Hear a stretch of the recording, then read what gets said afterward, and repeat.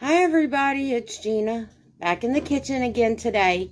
And today we are making milk chocolate oatmeal cookies. So, I've got my large bowl right here. The first thing we're going to need, and unfortunately y'all are going to see me measure everything out on screen and stuff. We're going to need 3/4 of a cup of butter, and I have the butter like this. It's in the tub, and the tub was already open, so that's what we're using. We're going to use this. So I need 3/4 of a cup of butter. That's 1/4 of a cup.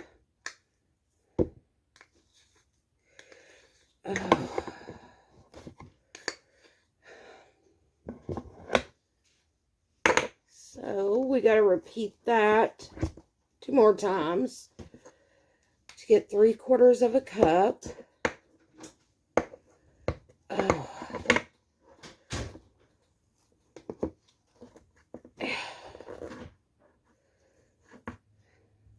Oh, golly. 2.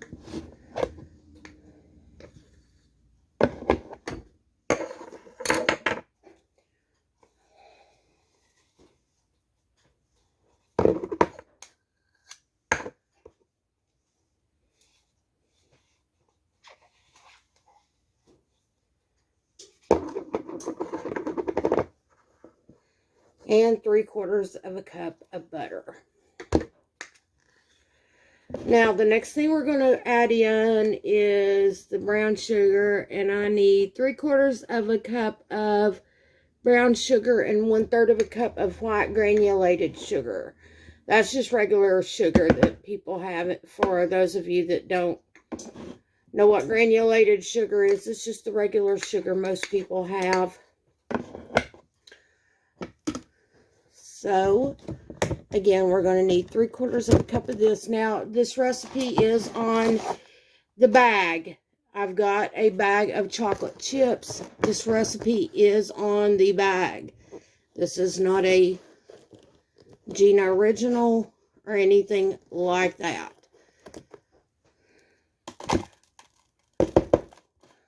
One.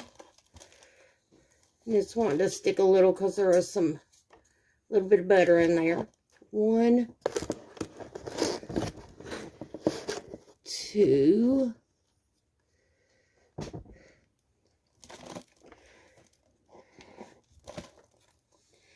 and you can get the Splenda with brown sugar. So if you're looking for a sugar substitute, Splenda does make a brown sugar substitute for those of you that are watching your sugar intake. So, 3/4.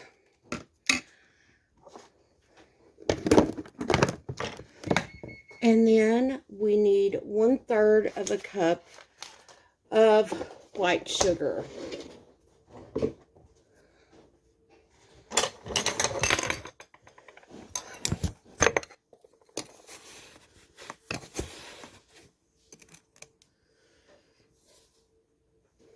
So, that is 1/3 of a cup of white sugar.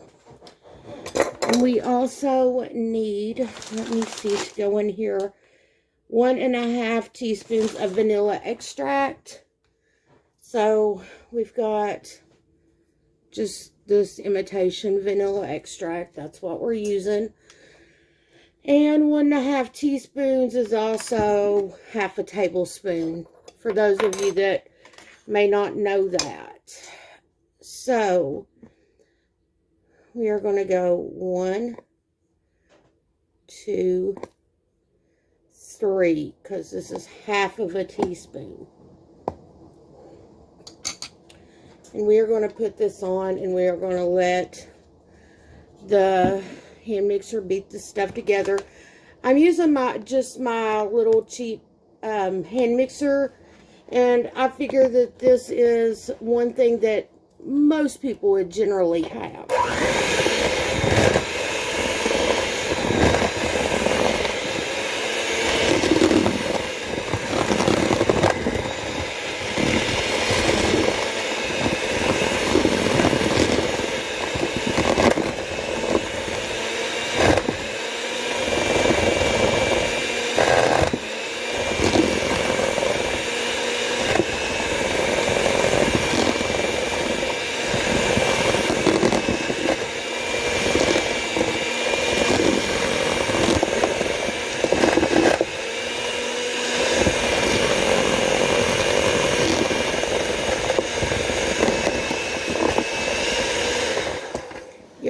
to go ahead and add in my 1 egg at this point and my 2 tablespoons of milk to help speed this process along a little.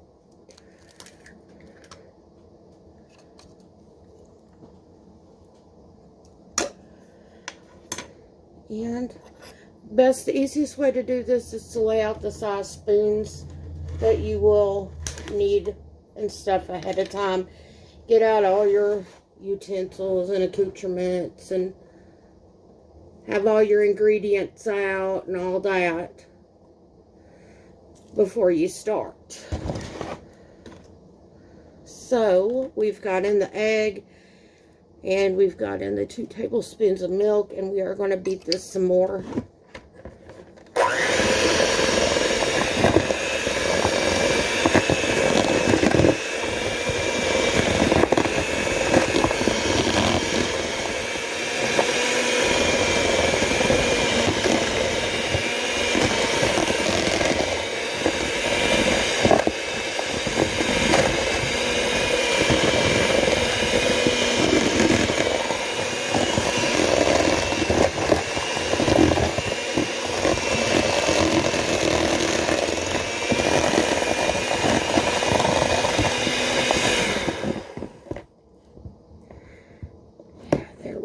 I had this 1 thing of brown sugar that just did not want to break up. Trying to kind of get some of these places where it was a little clumpy broken up here, y'all.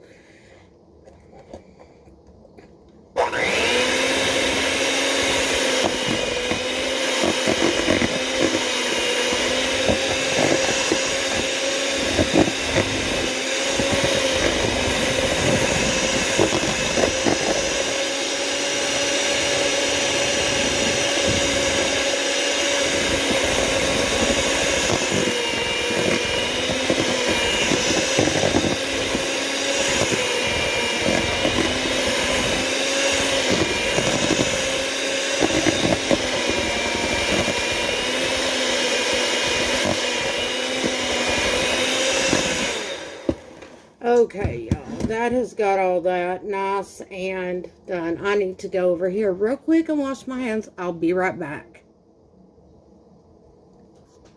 Okay, so through the magic of the pause button, y'all, I am back. Everything that we've already used has been put back, you know, in its place. My hands are washed now, and all the other stuff that I don't need anymore are in the sink. So we're making some room on this countertop because I don't have a large amount of counter space. So to keep going on this recipe, the next thing I want to do is put in my baking powder, baking soda, cinnamon, salt. So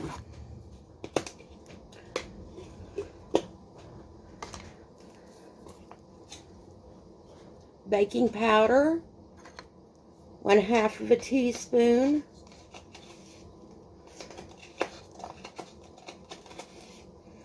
And inside of here, there's a little thing you can just kind of pull it along there, and it levels it off real nice for you. So, 1/2 a teaspoon of baking powder, 1/2 a teaspoon of baking soda,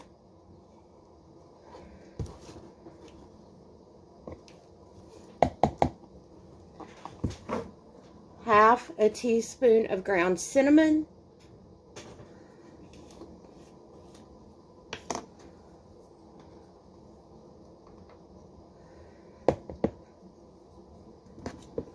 and 1/4 of a teaspoon of salt. And the reason I'm putting these in, y'all, is so I can make sure they get good and incorporated before I start adding anything else, you know, the flour and the oats. So we are going to go ahead here and turn this back on and get these incorporated.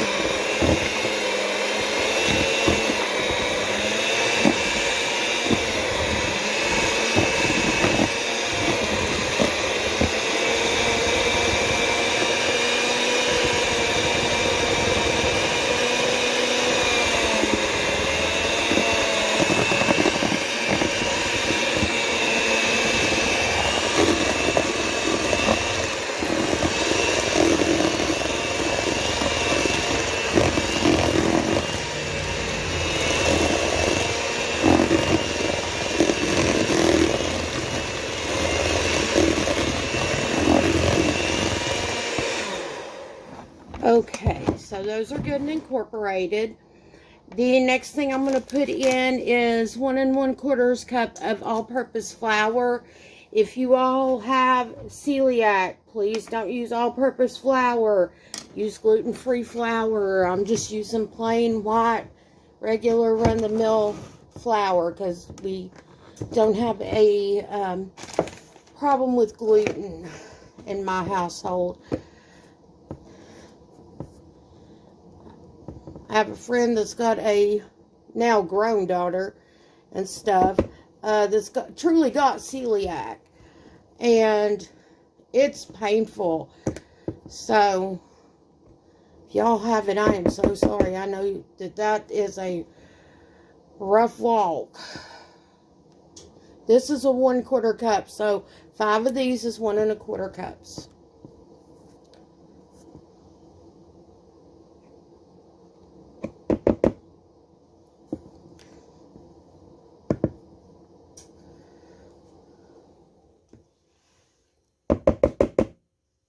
There we go.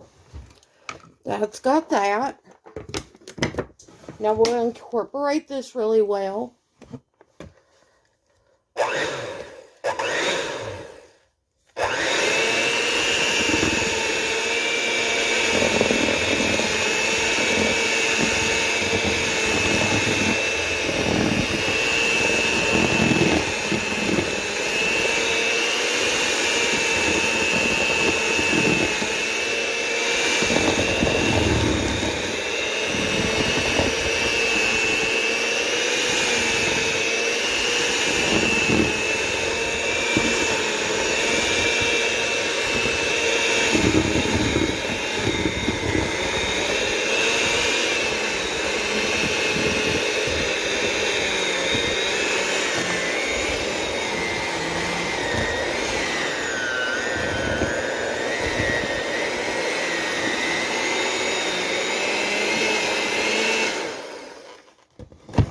Alright, y'all. Now we've got to put in 1 cup of oats. Old oats.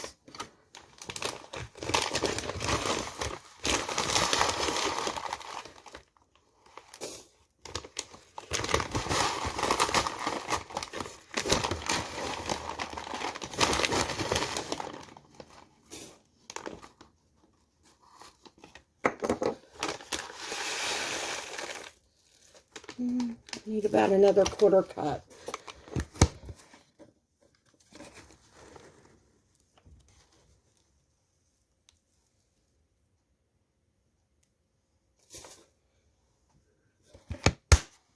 Now, my mom would tell you to take the back of a knife or something and level everything off. She's great at that. Yeah, my mom's fabulous. Gina just don't quite roll. Now, a lot of times at the holidays, if I'm doing a big baking, I will sip my flour, but I wasn't in the mood today.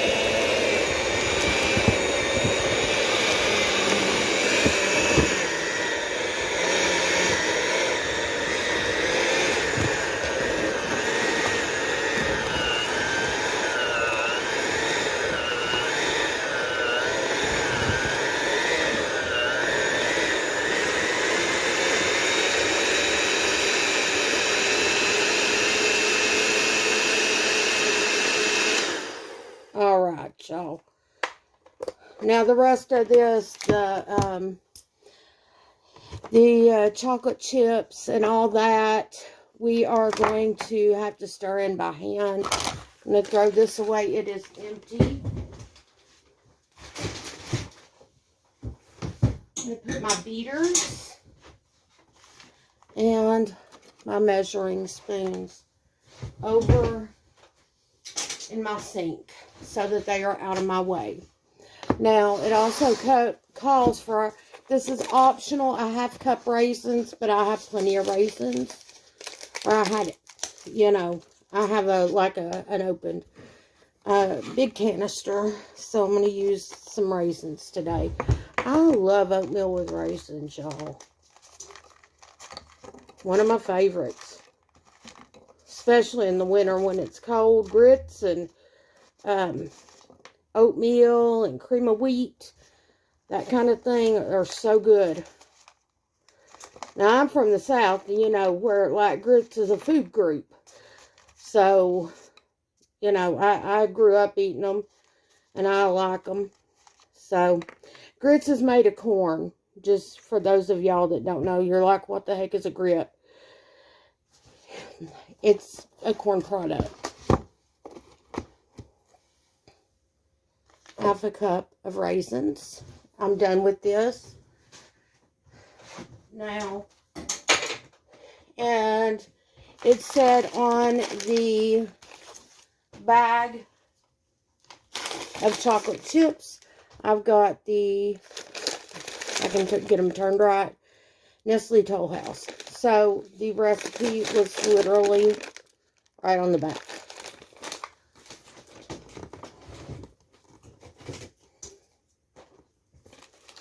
And it calls for the whole bag. So what I'm going to do is carefully do this. So again, the recipe is from Nestle. If you want to make this, I will put up the recipe, and I have to, of course, give credit to Nestle for the recipe. That's why I'm saying it is their recipe like several times. So that they can't say I plagiarized their recipe and tried to say it was mine and stuff. I just wanted a good, you know, recipe to use some of the ingredients that I have and stuff. And this is a really good one and stuff. You know, I have made oatmeal chocolate chip cookies before and stuff. This doesn't have a ton of oats in there. My husband may be able to get away like with having a cookie. He won't be able to have more than one at a time because he does get a little bit of the stomach upset from the oats if he has too many. I guess because it's a whole grain, it could be that. You know, that could be the issue. I don't know if he's got irritable bowel or not because he won't go to the doctor to get tested for anything. So, we don't know exactly what it is. My guess would be irritable bowel, and a lot of people have that. So, I'm not, you know, trying to be bad about that, but he's got all the classic indicators. Anywho, the next thing, I already have my oven preheated 375. We'll go over here. We're going to drop these cookies. Okay, y'all. Again, through the magic of pause, my oven is preheated. My dishes are done. And my pan is already starting to get a few cookies on there.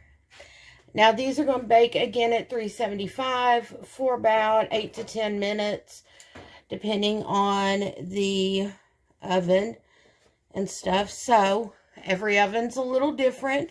No one knows your oven better than you. Now, unless you're like me and you've got one that's fairly new, and this is the first time I'm baking cookies in it.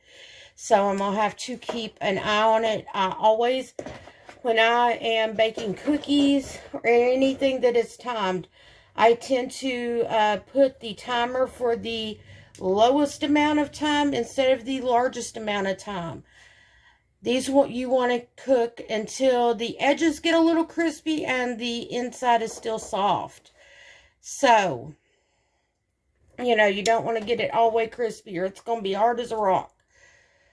And I'm just using the 2-spoon method to do this. 1 spoon. And then I just kind of scrape it back and forth a little. And make cookies that way. You know, again, this is something that the majority of us are going to have in our kitchen. Most people have a couple teaspoons. So, and if you don't, you can get these things like this at the dollar store of some sort. Dollar Tree, Family Dollar, Dollar General, they all have those and they're relatively cheap. So these I'm going to pop into the oven. I have a normal size pan and I'm going to put it in for 8 minutes. It holds about a dozen cookies. So I'm going to turn on my timer here and I'm going to set it for about 8 minutes. When these cookies get done, I will show you all what they look like. And I'll let you know about how long they baked. Okay, y'all. The cookies are out of the oven. As you can see, they've got crispy edges and nice soft centers. Just exactly how they were supposed to be. So, mine cooked for about 8 minutes. That's all it took in my oven. Of course, right now I've got a brand new oven. Some of y'all that have older ones, it may take an extra minute or two. So just keep on top of it and stuff. But this is the cookies that I'm making today. And I will talk to y'all later. Hope to see you in the next video. If you don't mind, click like, leave a comment. And I will see you in the next video. Bye-bye.